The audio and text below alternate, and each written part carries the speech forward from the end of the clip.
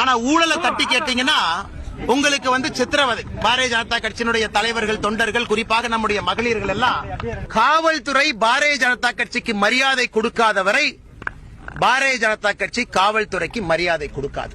காவல்துறை முடிஞ்சா எங்களை தடுத்து பார்க்கட்டும். இனி தமிழ்நாட்டில் யூனிஃபார்ம் போட்ட ஒரு போலீஸ்காரங்களுக்கு இன்னையிலிருந்து தூக்கம் இருக்கக்கூடாது. நான் பாரதிய ஜனதா கட்சியினுடைய எல்லா தொண்டர்களுக்கும் இந்த நேரத்தில் நான் சொல்ல விரும்புறேன். நமக்கு மரியாதை கொடுக்காத காவல்துறை இன்னையிலிருந்து தூங்கக்கூடாது.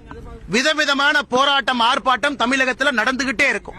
மே 2026 வரை. என்ன ஒரு அரசியல் தலைவர் மாதிரியா பேசுறான், ரவுடி மாதிரி பேசுறான். இப்ப நாங்களாம் ரவுடி மாதிரி பேச வேண்டிய ஆயிடுச்சு. நானும் பிராமணன் தான். நான் ரவுடி மாதிரி பேச வேண்டிய காரணம் என்னன்னா, பேசுறத ஒரு முறையோட பேசணும் யாரா இருந்தாலும். புரியுங்களா? ஒரு அரசியல் தலைவர் இப்படி இல்லாம பேசுறது. எதுக்கு எடுத்தாலும் திமுக, எதுக்கு எடுத்தாலும் திமுக, எதுக்கு எடுத்தாலும் திமுக செய்யாத நீ என்னத்த கிழிச்சிட போற? எவனும் கழிக்க முடியாது. திமுக செஞ்சதுதான்.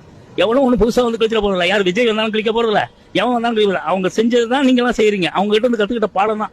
புரியுங்களா? எவனும் எதுவுமே செய்ய போறது கிடையாது. சும்மா நான் செஞ்சேன் தான். எவனும் ஒண்ணும் செய்ய போறது கிடையாது. அவங்களாவது கொஞ்சம் ஜனங்களுக்கு பயந்துகிட்டு அதை எதை செய்வாங்க. எதை எடுத்தாலும் ஊழல், எதை எடுத்தாலும் இவனும் இவன் ஓகேனா கேக்குறேன். ஓகேன்னு சொல்லிட்டு சத்தியம் பண்ண சொல்லுங்க. அதனால அண்ணாமலை பேசுறதெல்லாம் எடுபடாது. மக்கள் ஓட வரட்ட போறாங்க. ஒரு காலத்துல பாருங்க, ஓட தான் போறான். அவன் ரொம்ப பெரிய மேதாவி மாதிரி பேசிட்டு இருக்கான். என்ன படிச்சிருக்கான்னு எனக்கு ஒண்ணுமே புரியல.